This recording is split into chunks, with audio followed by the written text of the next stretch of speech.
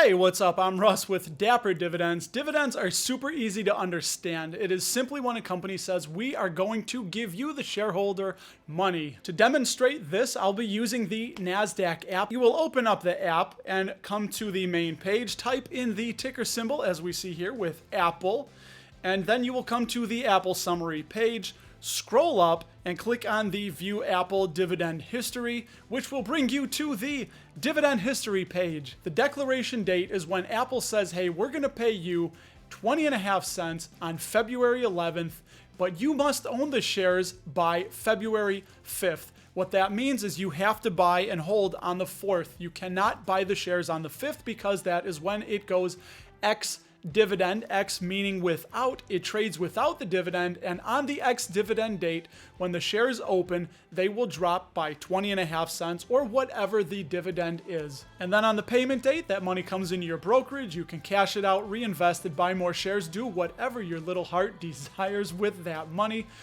If I helped you in any way at all, please help me by liking and subscribing, and I will talk to you in the next video.